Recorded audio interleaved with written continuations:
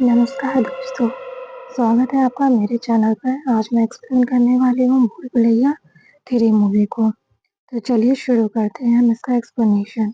Movie की शुरुआत होती है रक्तघाट 1824 में। वहाँ हम एक लड़की को मेरे ढोलना सॉन्ग पर डांस करते हुए देखते हैं। वहीं वहाँ के महाराज आके उस लेडी को थप्पड़ मारकर पुरोहित जी और अपने सैनिकों के सामने जिंदा जला देते हैं। हम नोटिस करते हैं कि इस लेडी की आत्मा वापस लौट चुकी है। और फिर यहाँ से कहानी जाती है 200 साल आगे। यहाँ पर हम देखते हैं रोहान को, जो रू बाबा बनकर अपने साथी टिल्ली के साथ लोगों को ठगा करता था। रोहान के पास एक आदमी आता है और उससे कहता है कि उसको उसकी पत्नी ने उसकी नौकरानी के साथ पकड़ लिया। तो रोहान उससे कहता है कि वो ऐसा नाटक करे जैसे उसके अंदर नौकरानी के पति की आत्मा है, और जिसके बाद वो ऐसा ही करता है और रोहान उसकी पत्नी को समझा देता है कि वो आत्मा ही ऐसा करा रही है। ये सब करके रोहन रोहन पैसे बना रहा था, लेकिन एक दिन उसे राजमहल से बुलावा आता है। राजा साहब के साले साहब उसे बुलाते हैं और राजा साहब की बेटी 1 साल पहले खत्म हो गई थी और उन्हें उससे बात करनी थी। रोहन को लगा कि ये उन्हें भी लूट लेगा, पर उसके सामने सच में मीरा की आत्मा आ जाती है। रोहन इससे बहुत डर जाता है और ये सब मीरा और उसके मामा रिकॉर्ड कर लेते हैं उसको ब्लैकमेल करने के लिए। ये सिर्फ उनका एक सेटअप था। फिर वो उसे ब्लैकमेल करके अपने साथ रक्तघाट ले जाते हैं और 1 करोड़ रुपए का ऑफर भी करते हैं। रोहन जब वहां पहुंचता है तो सब उसे घूरे जा रहे थे। जो राजा साहब के परिवार था वो महल में नहीं रहता था, बल्कि मंजोलिका नाम की भूतनी के डर से वो महल के सामने वाले अस्तबल में रहते थे, क्योंकि महल में उसका वास था और वहां किसी को रहने नहीं देती थी। यहाँ पर सब बहुत ही बुरे हाल में रह रहे थे। रोहन को इसलिए लाए हुए थे कि वो मंजोलिका को भगा दे, जिससे वो सब महल को बेचकर एक अच्छी लाइफ जी सके। रात को रोहन वहां के पुरोहित जी से मिलता है और वो उसे देखते ही राजकुमार कहने लगते हैं और वो रोहन को सालों पहले का इतिहास बताने लगते हैं, जहाँ वहाँ के जो महाराजा हुआ करते थे उनकी एक बेटी हुआ करती थी जिसका नाम मंजोलिका था, जो नाचने गाने शस्त्र कला में बहुत ही निपुण थी, जिससे उससे लगा कि आगे चलकर वो राजा की गद्दी उसकी ही होगी। लेकिन ये कुछ ही टाइम के बाद राजा की एक दासी से एक लड़का पैदा होता है जिसका नाम राजकुमार देवेंद्र रखा गया, और आगे चलकर राजा ने उसे वहां का उत्तराधिकारी चुन लिया। और मंजोलिका का गुस्सा इतना बढ़ गया कि उसने गुस्से में आकर राजकुमार की जान ले ली और राजा ने उसे जला दिया। ऐसा पुरोहित जी ने बताया। जो स्टार्टिंग वाला सीन था वो मंजोलिका का ही था।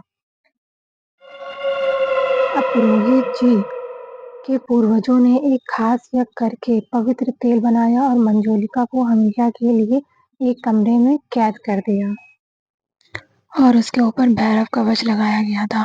और तब से ही यहाँ महल हॉन्टेड है। रोहान कोई और नहीं बल्कि देवेंद्र कुमार का ही पुनर्जन्म है। ऐसे भविष्यवाणी पुरोहित जी के पूर्वजों ने करी थी कि दुर्गाष्टमी के दिन कोई राजा का वंशज ही पुनर्जन्म लेके मंजोलिका को रोक सकता है, लेकिन उससे पहले दरवाजा खुलना नहीं चाहिए। और इसलिए जब रोहान यहाँ आया तो सब उसको बहुत अजीब तरीके से घूर रहे थे, और तभी राजा और उसके परिवार वाले राजमहल में नहीं रुक पा रहे थे।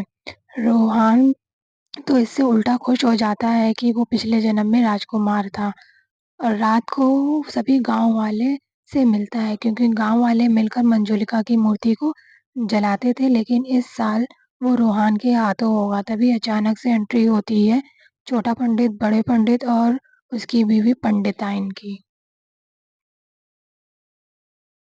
जो सबको ये बोलते हैं कि रोहान फ्रॉड है, लेकिन रोहान उनसे ही महल के अंदर काम करवाने लगता है। जैसे वो बड़े परेशान हो जाते हैं और फिर गांव वाले राजा को उधार देना शुरू कर देते हैं, जिससे वो महल को रेनोवेट कराएं और उनके खाने पीने का खर्चा करेंगे, क्योंकि उनकी हालात बहुत ही ज्यादा खस्ता हो चुके थे। और मीरा रेनोवेशन के लिए कौशिक जी को बुलाती है, लेकिन कौशिक जी वहाँ पर नहीं आते। कौशिक जी की जगह पर वहाँ पर मल्लिका आती है। तभी मीरा पूछती है कि कौशिक जी कहाँ हैं? तो मल्लिका कहती है कि वो लंबी छुट्टी पर गए हैं। और रात में रोहान को मीरा का एक डरावना सपना आता है और उसके साइड में खिड़की के पास मल्लिका खड़ी होती है। तभी वहाँ एंट्री होती है साहब और उनके साले साहब की। तभी वो मल्लिका से कहते हैं कि मंजोलिका शस्त्र में बहुत ही तेज थी। तो मल्लिका निशाना लगाकर दिखाती है और कहती है कि ऐसे? राजा साहब हंसने लगते हैं, कहते हैं तुमसे ना हो पाएगा। तभी हम देखते हैं कि वो निशाना एक मक्खी पर जाकर लगा था। फिर रोहान को एक आवाज आती है कि चला जाए यहाँ से। तभी सब सब चिल्लाने लगते हैं और देखते हैं कि देवेंद्र नाथ की पेंटिंग में आग लग गई थी। सब बहुत ही शॉक हो जाते हैं। फिर मल्लिका वहाँ आकर कहती है कि एक पेंटिंग ही तो है, काफी पुरानी हो गई है, इसलिए आग लग गई होगी। सुबह होती है, हम देखते हैं कि रोहान का दोस्त टिल्लू शहर से वापस आ गया है और टिल्लू रोहान को बताता है कि शहर में एसीपी राठौर उनके पीछे है, जिससे वो ना महल छोड़ सकते हैं और ना ही शहर जा सकते हैं, क्योंकि मीरा उसे ब्लैकमेल कर रही है। तभी रोहान सोचता है कि वो उसके भाई से फ़ोन मंगवाता है। मीरा के फ़ोन में रोहान देखता है कि उसकी काफ़ी सारी पिक्स थी। फिर मीरा वहाँ आ जाती है और रोहान और मीरा एक दूसरे को देखते हैं। फिर उन दोनों में प्यार हो जाता है। मतलब वो पहले से ही मीरा उसे पसंद करती थी।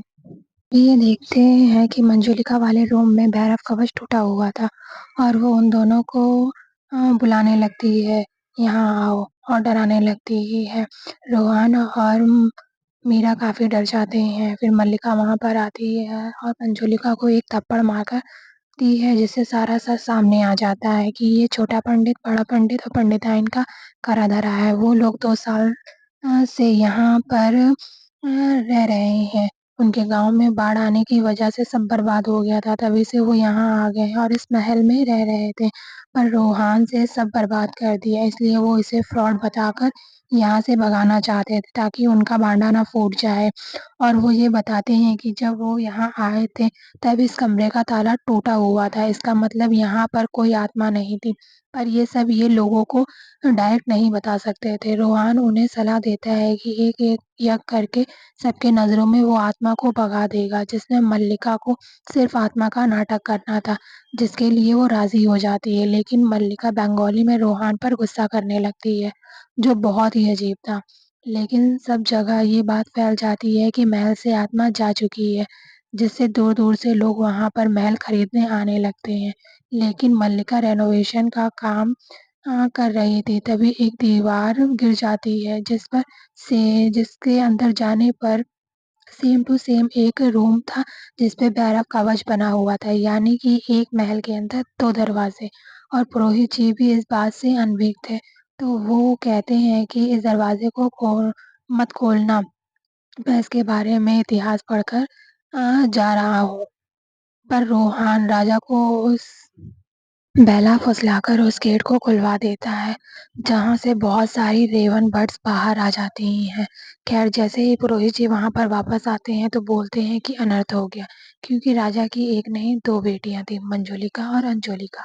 पर अंजुलिका के बारे में पूरे इतिहास से ही सब मिटा दिया गया था। और पुरोहित जी कहते हैं कि अब कोहराम आएगा, क्योंकि उनके अकॉर्डिंग एक में अंजुलिका बनती है और दूसरे में मंजुलिका। वहीं पर हमें पास्ट की स्टोरी दिखाते हैं, जहाँ पर दोनों बहनें राजा को सामने डांस कर रही थी। राजा इससे खुश होता है, पर वो राजगद्दी राजकुमार को सौंप देता है, जिससे ये दोनों बहनें ही गुस्सा हो जाती हैं। प्रेजेंट टाइम में हम देखते हैं कि रुद्रगढ़ की महारानी मंदिरा इस महल को खरीदने आती है और वो मंजुलिका के कमरे में रहने के लिए कहती हैं। और वहां पर हम देखते हैं कि मल्लिका और मंदिरा दोनों ही एक दूसरे का गला पकड़ लेती हैं, जिससे महल में बहुत सारी रेवन बर्ड्स मारी जाती हैं। जिससे पुरोहित जी कहते हैं कि अब रोहान ही इन्हें खत्म कर सकता है और उनको फिर से स्पेशल यज्ञ करना होगा, जिससे पवित्र तेल उत्पन्न होगा और इससे रोहान ही उन्हें भस्म करेगा। दूसरे दिन राजा सबको चिकन राइस की दावत देता है, लेकिन वो लास्ट नाइट वाले मरे हुए कौवे हैं भाई साहब, कौवा बिरयानी। मीरा रोहान मंदिरा को मंदिर घुमाने के लिए कहते हैं, लेकिन मंदिरा कहती है वो मंदिर नहीं जाती, वो नास्तिक है। अब मल्लिका के सामने मन मंदिरा आती है, पर पहले बार मिलने के बाद भी दोनों एक दूसरे को ऐसे देख रही थी जैसे वो पहले से ही एक दूसरे को जानती हों। और इसी गर्मा गर्मी में उनके बीच एक रूप कंपटीशन होता है, जिससे रूप ही टूट जाती है। दूसरे दिन राजा रोहान को चेक देता है, क्योंकि महल की भूतनी तो उनके अकॉर्डिंग जा चुकी है, पर रोहान को मीरा से प्यार था, तो वो कैसे जा सकता था। रोहान राजा की पत्नी की आत्मा को अपने अंदर आने की एक्टिंग करता है और राजा को मीरा और अपनी शादी के लिए मना लेता है। और मामा भी इसमें खुश होता है, क्योंकि वो जानता था कि रोहान दिल का बहुत अच्छा है। छोटा पंडित और पार्टी को एक पेंटिंग मिलती है, जिससे वो मीरा को दिखाते हैं। उसके ऊपर मंजुलिका लिखा हुआ था, और अब पता चलने वाला था कि मंजुलिका है कौन, लेकिन हुआ ये था कि मल्लिका उसके ऊपर रेड पेंट गिरा देती है, जिससे किसी को दिखाई नहीं देता। और मीरा को मल्लिका पर शक हो जाता है। मीरा के मामा जी रोहान को कुछ ट्रेडिशनल ड्रेस शादी के लिए दिखा रहे थे, तभी ड्रेस में से एक हाथ निकलकर मामा जी का गला पकड़ लेता है, और टिल्लू मामा जी और रोहान भागते हैं और बाहर महल के लिए 800 करोड़ के एक कंपनी देती है, पर राजा उसका कम कीमत समझकर चेक ही फाड़ देता है। फिर जब राजा को पता चलता है कि भूत नहीं गया, तो वो रोने लगता है और उस फटे हुए चेक को जोड़ने लगता है। रोहान की भी सच्चाई सबको पता लग जाती है कि वो फ्रॉड है, लेकिन वो राजा को सजेस्ट करता है कि मंदिरा तो है ही, और वो इस महल का 1000 करोड़ देने को तैयार थी, लेकिन वो सिग्नेचर दुर्गाष्टमी के दिन ही करेगी। लेकिन वहां पर विकी खन्ना नाम का एक बिजनेसमैन आ जाता है, और वो तुरंत डील के लिए रेडी था। पर रात में विकी खन्ना अपनी कार से कहीं जाता है, तो वही सेम मास्क वाली आत्मा आकर उसे मार देती है। अब अगले दिन मीरा का मल्लिका सिंहासन पर बैठी रहती है, जो मीरा को डरा देती है। जब मीरा बाहर आकर रोहन को ये बात बताती है, तो वो देखती है कि मल्लिका वहीं बैठी हुई थी, और रोहन मीरा को बताता है कि भाई विक्की खन्ना मारा गया। और मंदिरा ये बात सुनकर जोर जोर से हंसने लगती है, और ये सुनकर मल्लिका भी वहां से चली जाती है, जिससे मंदिरा खुद बहुत अजीब लग रही थी। लेकिन मीरा और रोहान ये सोचते हैं कि इन दोनों में से ही कोई मंजुलिका है। खैर, रात में रोहान देखता है कि उसके दूसरे सीक्रेट रूम में मंदिरा और मल्लिका बैठी हुई हैं, और दोनों उससे कहती हैं, तुम्हें यही देखना है कि मंजुलिका कौन है, और दोनों उसका गला पकड़ लेती हैं, जिससे डर कर रोहन की आंख खुल जाती है। मीरा उसके बगल में ही लेटी थी, और वो उसे उठाता है, क्योंकि उसे वो मास्क वाली आत्मा डरा रही थी। फिर अचानक से वो दोनों ही वहां से गायब हो जाते हैं, और रोहन इससे काफी डर जाता है। अब छोटा पंडित और पार्टी बैठे थे कि वहां पर विकी खन्ना आ जाता है, जो भूतिया लग रहा था। ये उनको डराते हैं, और वो कोई और नहीं बल्कि वही मास्क वाली आत्मा थी। और जब ये भागते हैं, तो वहां पर एक इनविजिबल दीवार आ जाती है। रोहान भी वहां से मीरा को हट कहकर भाग जाता है, क्योंकि वो बहुत डर गया था। पर वो बार बार महल में वापस आ जाता है। जितना वो भागने की कोशिश करता है, वो महल में ही वापस आ जाता है। छोटा पंडित, बड़ा पंडित और पंडिताइन भी अपने बैल के साथ वहां से भागने की कोशिश करते हैं, पर कोई भी वहां से भाग नहीं पाता।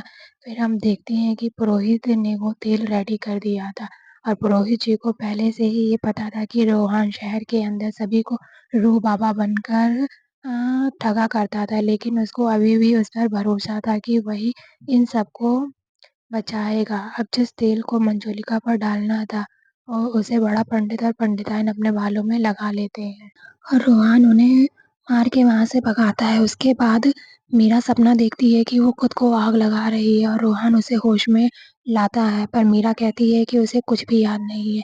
लास्ट वो मंदिरा के साथ थी।